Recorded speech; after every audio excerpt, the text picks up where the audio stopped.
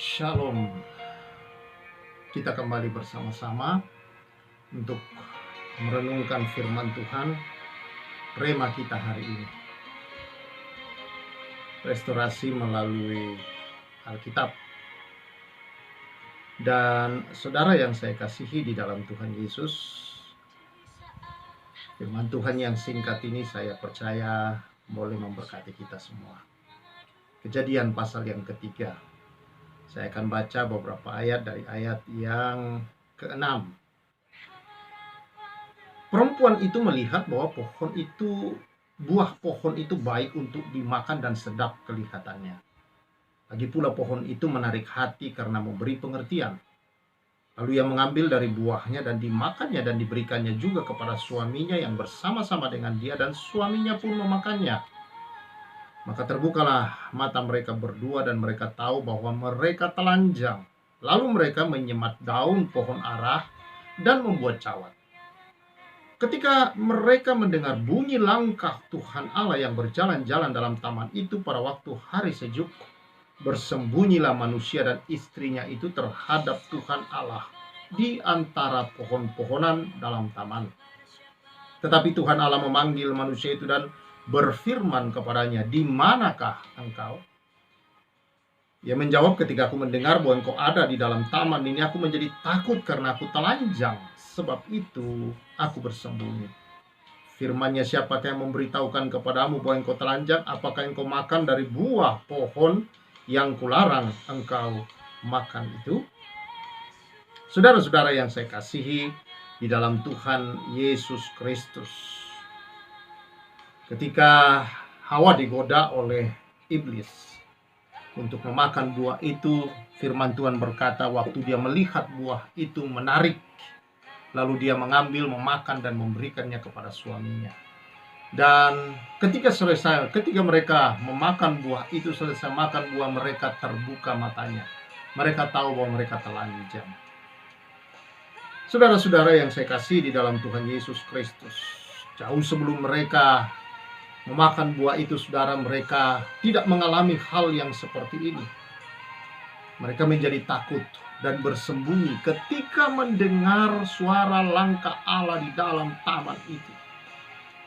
Mereka bersembunyi dan takut yang jauh sebelumnya mereka tidak takut sedemikian, seperti takut dalam arti sepertinya saudara-saudara seorang anak kecil yang sendirian di dalam kamar atau di dalam rumah, lalu kemudian ada bunyi-bunyi yang agak sedikit menyeramkan dan dia mulai mencari tempat untuk dia bisa menenangkan dirinya dan bersembunyi dari makhluk itu, dan dia tidak ingin melihatnya, dia tidak ingin bertemu dengannya, dan sama sekali saudara-saudara tidak ingin melihat bayangannya sedikit pun. Itulah yang terjadi kepada Adam dan Hawa ketika mereka jatuh dalam dosa. Di sini kita melihat saudara-saudara bahwa dosa telah memisahkan manusia dari Allah, memisahkan manusia daripada hadirat Tuhan. Manusia tidak bisa menghampiri Allah. Manusia tidak bisa saudara-saudara datang kepada Allah. Akibat daripada dosa, sama sekali manusia tidak bisa lagi saudara-saudara untuk menghampiri Allah. Nah, dalam bagian ini saudara kita melihat manusia ini kemudian ketika setelah itu dia berusaha untuk bisa menutupi segala yang dia rasa menakutkan yang kurang dalam hidupnya. Dosanya saudara. Mengambil, dikatakan di sini bahwa dia menutupinya dengan menyebat daun pohon ara dan membuat cawat, saudara-saudara. Menutupi rasa malu, rasa takut. Ini kenapa cawat, saudara? Karena ini gambaran daripada rasa malu mereka akan diri mereka, akan keberadaan mereka sekarang. Mereka tidak bisa menemui Allah akibat daripada mereka melanggar perintah itu. Nah, inilah keadaan manusia dalam dosa, saudara-saudara. Mereka tidak bisa menjumpai Allah, mereka tidak bisa menjangkau Allah. Mereka tidak ada, saudara-saudara, di dalam diri mereka untuk datang kepada Allah. Yang ada adalah mereka berusaha melakukan apa yang mereka bisa lakukan, menutupi segala kesalahan mereka, entah dengan melakukan yang mereka anggap baik menurut ukuran manusia. Kebaikan itu, saudara, Tetapi saudara yang saya kasih di dalam Tuhan Yesus Kristus, semua itu tidak menyelesaikan masalah di dalam diri daripada Adam dan Hawa. Justru ini membuat mereka dengan usaha mereka, dengan apa yang mereka lakukan, saudara-saudara, membuat mereka justru semakin jauh dari Allah. Ketika mereka mendengar suara Allah itu, langkah Allah dalam taman, bukannya mereka mendekat, saudara-saudara, mereka bersembunyi jauh karena mereka merasa tidak layak, tidak pantas, dan mereka sama sekali merasa terbuang untuk hal itu, saudara. Tetapi kita bersyukur firman Tuhan berkata di sini bahwa ketika mereka mengalami hal itu, ya adalah satu kemurahan yang sangat besar. Ayat 9 berkata, Allah memanggil manusia, di manakah engkau? Allah lah ya saudara berinisiatif datang ke dalam dunia. Ke dalam taman itu gambaran dunia kita. Allah lah saudara-saudara yang menghampiri manusia. Bukan Allah tidak tahu di mana manusia itu, saudara. Dia bertanya, di mana engkau, saudara-saudara? Adalah di sini, saudara, karena dia ingin meyakinkan manusia bahwa dia datang untuk mencarinya. Dia datang untuk melakukan sesuatu yang terbaik untuk mereka. Dan dia datang, saudara-saudara, adalah untuk memperbaiki hubungan mereka. Mereka mungkin takut, malu, merasa tidak layak, tidak pantas lagi, saudara-saudara, untuk berada di hadapan Allah. Tapi Allah dalam kasih-Nya yang besar datang menghampiri manusia ini dan membuka jalan komunikasi. Jadi dari sini kita menyimpulkan, saudara-saudara, dalam Tuhan Yesus Kristus, bahwa kelepasan dari dosa, bahwa saudara-saudara keselamatan itu bukan usaha manusia. Keselamatan tidak ada sedikit pun karena perbuatan manusia itu. Manusia berusaha menutupi kesalahan dosa. Berusaha saudara untuk membuat dirinya menjadi tidak telanjang. Berusaha saudara-saudara agar mereka tidak nampak dan tidak terlihat dengan bersembunyi di balik pohon. Tetapi saudara-saudara yang saya kasihi di dalam Tuhan Yesus, itu tidak menjadi solusi yang baik untuk mereka. Itu justru membuat mereka semakin terpuruk, semakin jauh dari Allah. Jadi usaha manusia, saudara, untuk keselamatan, usaha manusia berbuat baik dalam pandangan manusia, saudara-saudara, untuk keselamatan itu mencapai Allah dan datang ke dalam surganya Allah, saudara, itu adalah perbuatan yang 100%, 1000% sia-sia ada. Itu hal yang tidak mungkin, saudara, karena Allah kudus, suci, tidak ada dosa bisa menghampiri Dia. Surga adalah kudus, tempat yang kudus, saudara-saudara. Tidak mungkin ada dosa menghampiri Dia, saudara-saudara. Itu sebabnya usaha itu tidak mungkin. Dan di dalam pandangan Allah, saudara-saudara, bahwa kebenaran manusia, perbuatan manusia, dalam Yesaya pasal yang ke-64 dikatakan seperti kain kotor di dalam tangan Tuhan. Kain kotor, saudara-saudara, adalah kain bekas pembalut wanita pada zaman itu. Jadi saudara, dalam pandangan manusia memang perbuatan ini baik, seperti yang banyak dilakukan orang berbuat baik untuk bisa diselamatkan, saudara. Tetapi di dalam mata Allah, dalam pandangan dan kebenaran Allah, itu kain kotor. Jadi tidaklah mungkin, saudara. Kenapa dikatakan kain kotor? Karena dosa itu hamartia, artinya saudara, salah sasaran. Misalkan saudara kita disuruh panah, harus tepat mengenai di bagian tengah. Tetapi saudara, titik nol. Tetapi saudara, ketika kita menembakkan panah dan dia ada tidak di titik nol, tetapi dia ada di titik 1 atau 2, saudara-saudara, maka itu namanya tidak mengenai sasaran. Nah, itulah arti dosa. Kita keluar dari sasaran, saudara-saudara. Sasaran Allah yang sesungguhnya itu. Maka segala perbuatan baik kita dalam ukuran kita, saudara, itu kelihatannya baik. Tapi dalam pandangan dan ukuran Allah, itu semua adalah kotor dalam arti salah sasaran. Tidak ada yang tepat, tidak ada yang mengenai sasaran. Dengan mengenakan cawat, menyembunyikan ketelanjangan, menyembunyikan, menutupi tubuh kita dengan apapun, mencucinya dengan apapun, saudara, hanya sekedar lahiriah saja. Semua itu tidak bisa, saudara, membayar akan hutang dosa yang dianggap Tuhan sebagai hutang yang harus dibayar. Dan yang lebih mengerikan lagi bahwa dosa harus dihukum. Tetapi adalah satu hal yang luar biasa di sini. Allah menemui Adam dan Hawa, saudara-saudara, adalah karena dia ingin menyatakan kepada mereka bahwa dia tidak bisa menghukum dosa itu di dalam tubuh manusia. Maka di ayat selanjutnya, saudara-saudara, ketika dia berdialog dengan Adam dan Hawa, Tuhan bertanya, kenapa engkau makan? Lalu kemudian Adam berkata, perempuan ini memberi. Lalu perempuan ditanya, ular ini. Maka Tuhan berkata kepada ular itu, aku akan mengadakan permusuhan antara engkau, ular, dan perempuan ini, antara keturunanmu dan keturunannya. Keturunannya akan meremukkan kepalamu, dan engkau akan meremukkan tumitnya. Saudara yang saya kasih, disinilah peperangan antara maut, saudara, kuasa maut, iblis, dengan kuasa Allah, dosa dan manusia terjadi, saudara-saudara. Dan ini adalah sebuah nubuatan yang Allah janjikan kepada manusia. Keturunan perempuan, bukan keturunan laki-laki. Padahal di dalam Ibrani, saudara-saudara, budaya Ibrani, laki-lakilah yang selalu disebut memiliki keturunan itu, walaupun itu lahir dari perempuan. Perempuan tidak memiliki dihitung dalam hal itu. Tetapi mengapa di sini keturunan perempuan?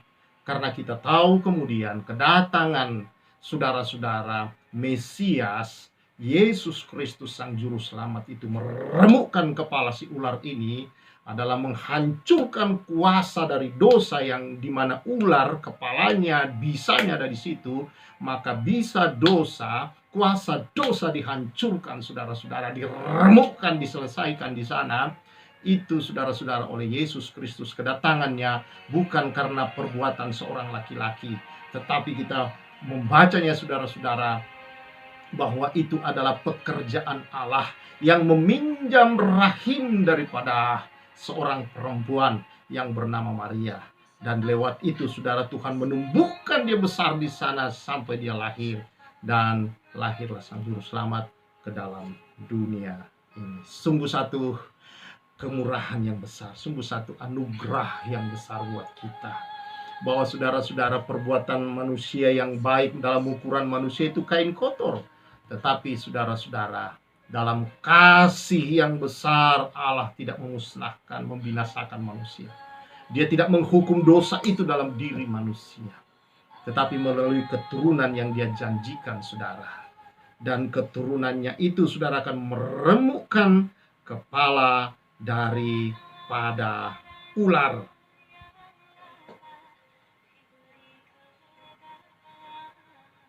Nah, saudara yang saya kasihi di dalam Tuhan Yesus Kristus, hanya dari Allah lah keselamatan itu datang. Hanya daripadanya lah, saudara, kita bisa menerima keselamatan.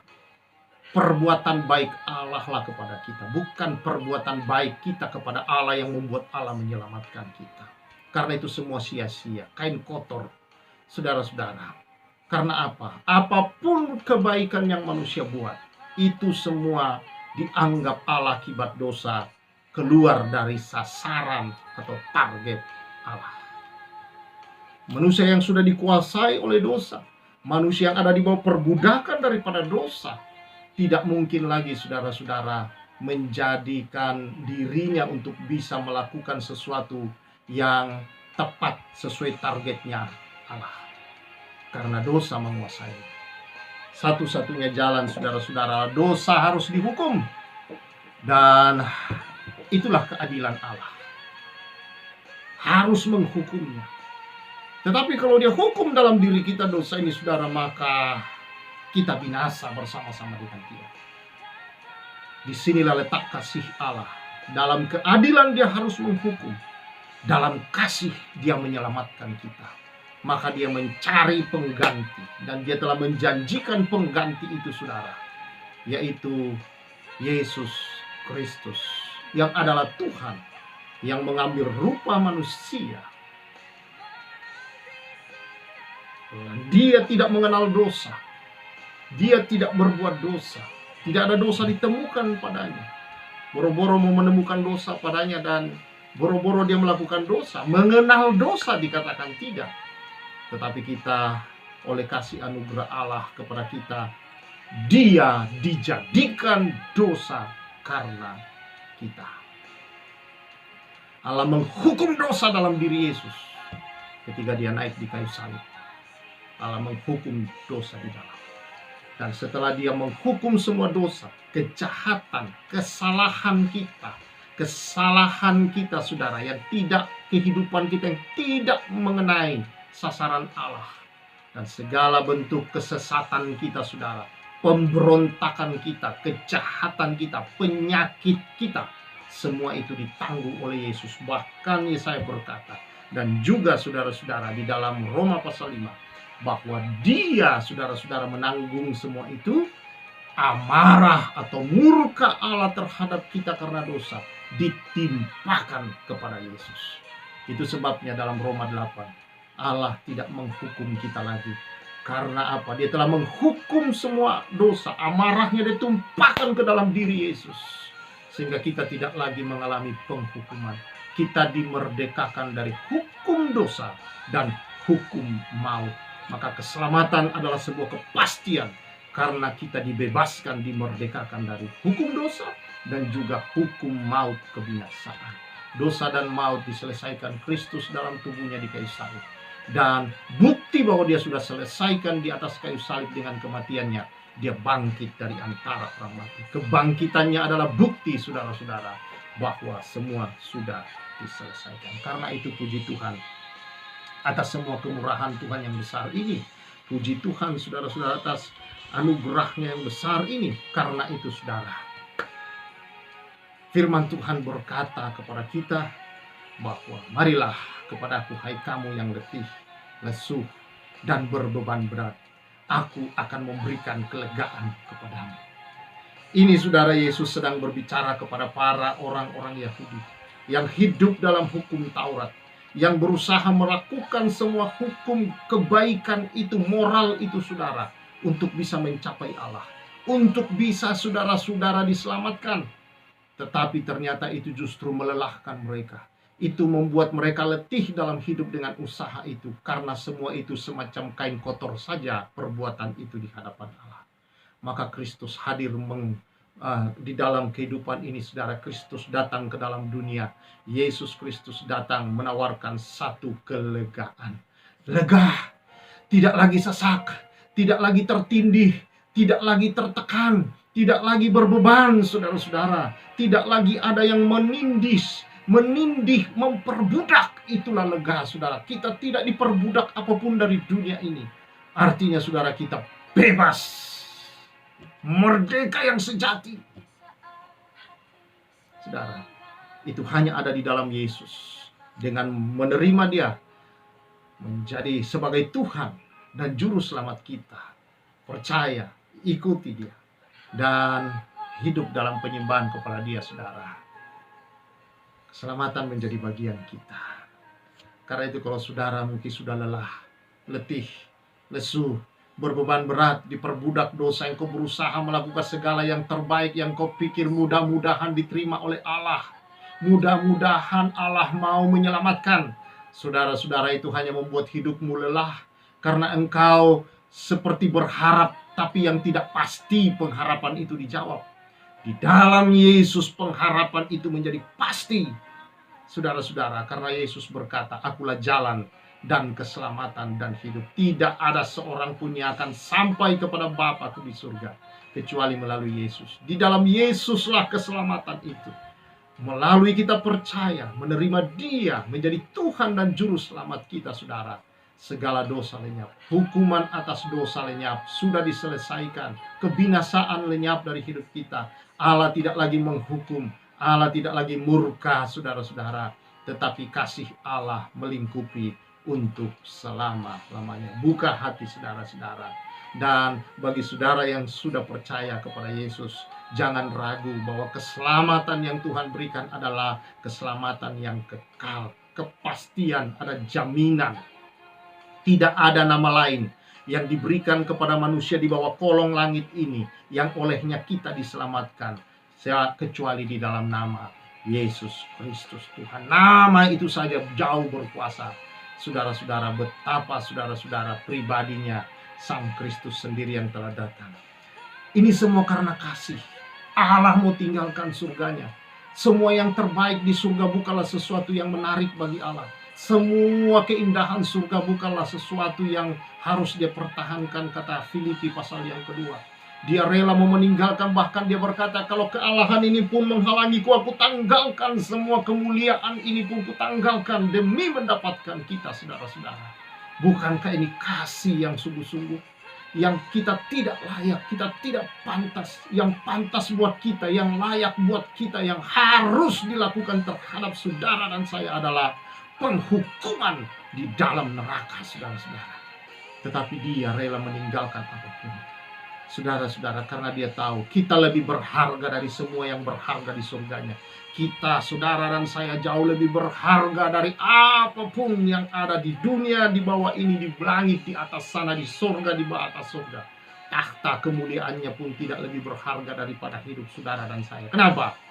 Karena dia telah menciptakan manusia satu-satunya menurut gambar dan rupanya dia. Dia tahu siapa kita. Dan dia mau untuk kita dikembalikan ke dalam kemuliaannya.